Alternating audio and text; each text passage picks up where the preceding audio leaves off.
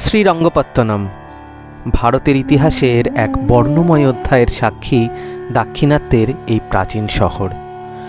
টিপু সুলতানের নামে পরিচিত হলেও এই শহরের ইতিহাসের শিকড় আরও গভীর। বিজয়নগর সাম্রাজ্যের সময় এই শ্রীরঙ্গপত্তনমই ছিল শাসনকার্যের মূল কেন্দ্র। পরবর্তী সময়ে হায়দার আলী ও তাঁর পুত্র টিপু সুলতানের অধীনে এই শহর হয়ে ওঠে মহীশূরের রাজধানী। আজকের এই ভিডিওতে থাকছে ইতিহাসের এই জীবন্ত শহর শ্রীরঙ্গপত্তনমের গল্প। চলুন তবে শুরু করা যাক।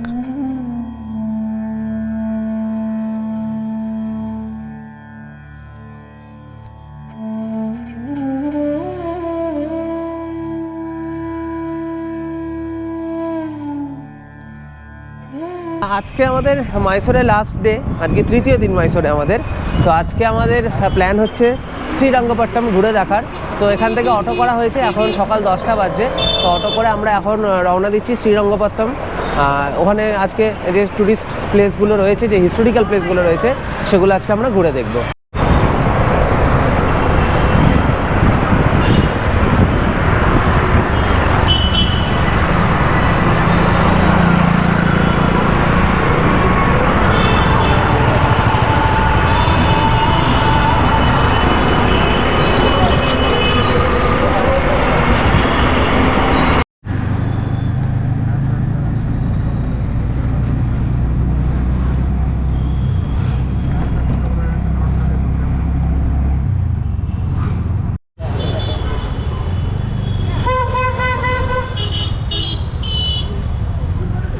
বিশাল বড় জায়গা, হ্যাঁ, সেন্ট পলসের মতো অনেক।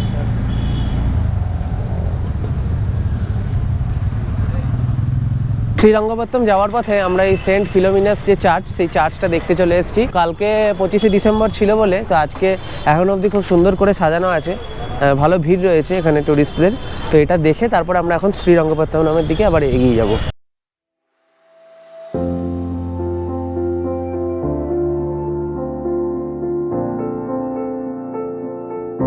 চতুর্থ শতাব্দীর গ্রিক রাজকুমারী সেন্ট ফিলোমিনার স্মৃতির উদ্দেশ্যে মহীশূরের মহারাজা কৃষ্ণরাজা ওয়াদেয়ার এই সেন্ট ফিলোমিনাস ক্যাথিড্রালের ভিত্তিপ্রস্তর স্থাপন করেন। ক্যাথিড্রালটি ডিজাইন করেন ডেলি নামের এক ফরাসি স্থপতি। এশিয়ার দ্বিতীয় বৃহত্তম এই ক্যাথিড্রালটি পর্যটকদের কাছে অন্যতম দর্শনীয় স্থান।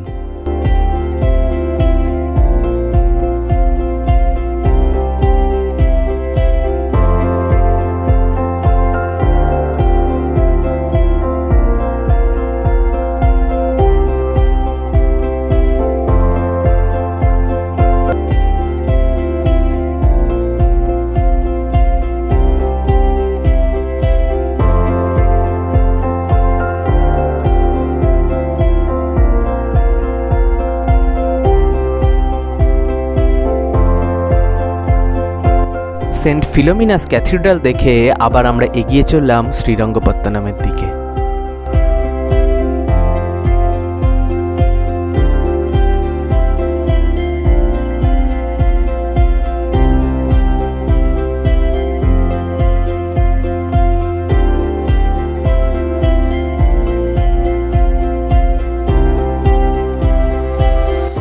মাইসোর ব্যাঙ্গালোর এই 4 লেন হাইওয়ে দিয়ে মাইসোর শহর থেকে 19 কিলোমিটার এগোলেই আপনারা পৌঁছে যাবেন শ্রীরঙ্গপত্তনমে।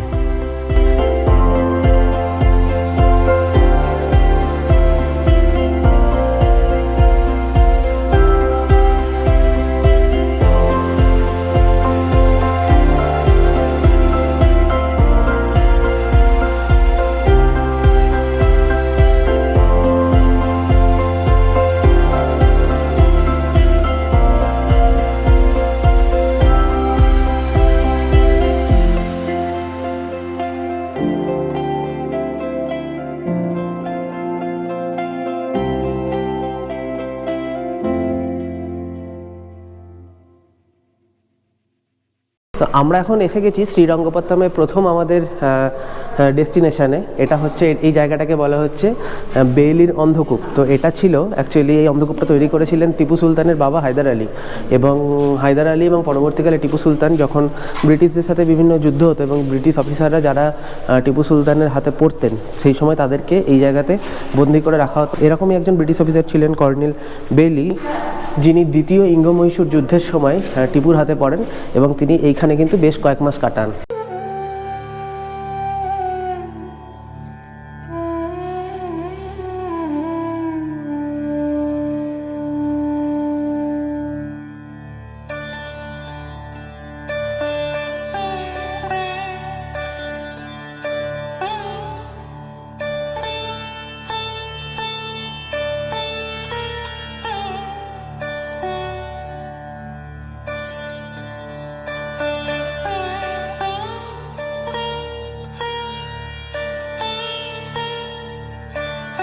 সতেরোশো 1999 সালে যখন টিপু সুলতানের সঙ্গে ব্রিটিশদের যুদ্ধ হয় এবং যে যুদ্ধে টিপু সুলতান মারা যান, তখন ব্রিটিশ বাহিনী যখন বোমা বর্ষণ করছিল, তখন সেই বোমা এসে এই যে ছাদের এই অংশটাতে লাগে এবং এই যে এখানটা মানে ফেটে যায়, ফেটে এই জায়গাটা ফুটো হয়ে যায়। তো সেই জায়গাটা এখনও কিন্তু সেইভাবেই রয়েছে।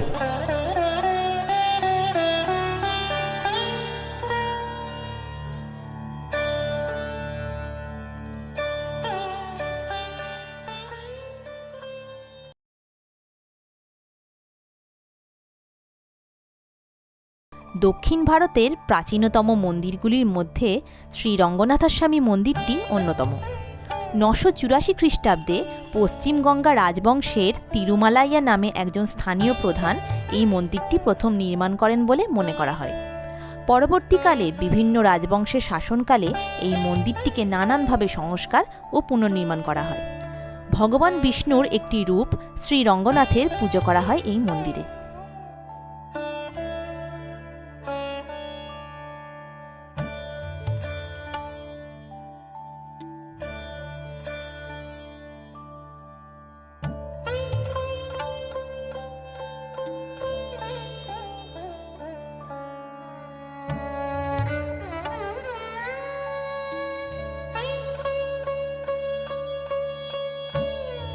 সতেরোশো 1999 সালে ব্রিটিশদের সাথে চতুর্থ ইঙ্গ-মহীশূর যুদ্ধে যখন টিপু সুলতান মারা যান, তখন তার যে মৃতদেহটা, সেই মৃতদেহটা এইখানেই পড়েছিল এবং এখানেই মৃতদেহটি পাওয়া যায়।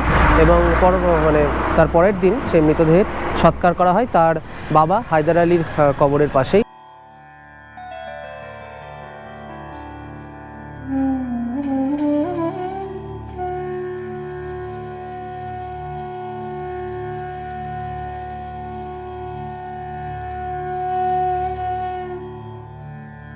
টিপু সুলতান 1787 খ্রিস্টাব্দে তাঁর দুর্গের পূর্ব দিকে এই জামিয়া মসজিদের নির্মাণ করেন।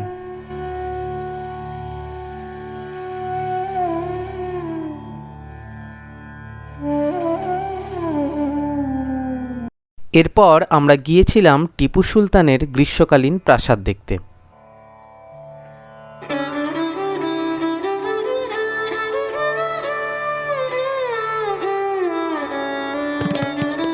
1778 থেকে 1784 সালে নির্মিত এই প্রাসাদটি গ্রীষ্মকালীন অবসর কাটানোর জন্য ব্যবহার করতেন টিপু সুলতান। এই সামার প্যালেস দরিয়া দৌলত বাগ নামেও পরিচিত। প্রাসাদটি দ্বিতল বিশিষ্ট, কাঠ, মর্টার, পাথর এবং প্লাস্টার দিয়ে নির্মাণ করা হয় এই প্রাসাদের অভ্যন্তরে রয়েছে তৎকালীন প্রেক্ষাপটের ওপর তৈরি বিভিন্ন তৈলচিত্র।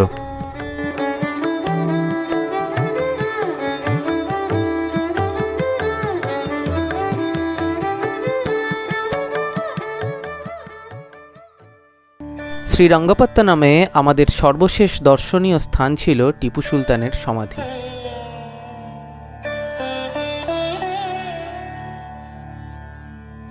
এই সমাধিক্ষেত্রটি ফার্সি শৈলীতে ডিজাইন করা হয়েছে।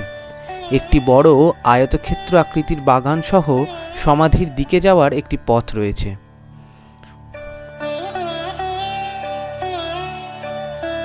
এই সমাধিক্ষেত্রটি টিপু সুলতান নিজেই 1782 থেকে 84 খ্রিস্টাব্দের মধ্যে তৈরি করেন তাঁর বাবা মায়ের সমাধিক্ষেত্র হিসাবে। সমাধিটি একটি সাইপ্রাস বাগান দ্বারা বেষ্টিত।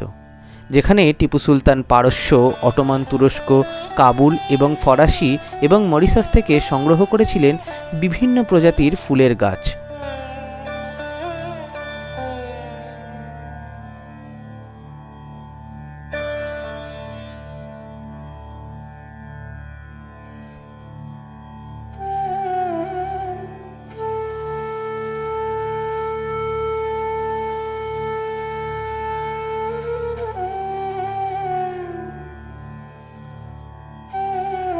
টিপু সুলতান তাঁর বাবা হায়দার আলী এবং তাঁর মা ফখরুন্নিসার 3টি কবর সমাধির ভিতরে পরপর রয়েছে। এছাড়াও টিপুর আত্মীয়দের অনেকেরই সমাধি বাইরের বাগানে রয়েছে। অধিকাংশ কবরের শিলালিপি ফার্সি ভাষায় এবং মূল গম্বুজের পাশেই রয়েছে মসজিদ-ই আকসা, যেটি টিপু সুলতানই নির্মাণ করেছিলেন।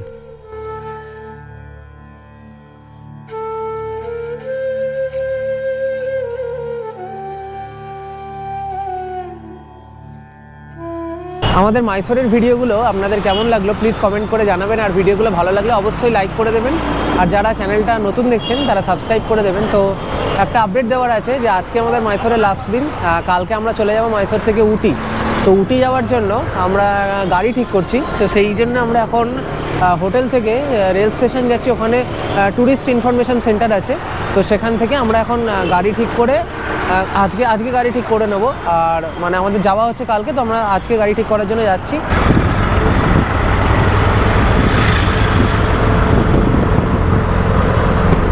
রেল স্টেশনে তিরুমালা ট্যুরস অ্যান্ড ট্রাভেলস, এখানে আমরা কথা বললাম গাড়ি বুকিংয়ের জন্য। তো এখানকার কার চার্জেস বলছে 5,000 টাকা এখান থেকে উটিতে আমাদের ড্রপ করে দেবে শুধু। আর আমরা যদি ওই রাস্তাতে যেতে যেতে যে সাইট সিনগুলো অন দ্য রোড পড়ে সেইগুলো দেখে যদি আমরা যাই, আরও 500 টাকা এক্সট্রা নেবে, 5,500।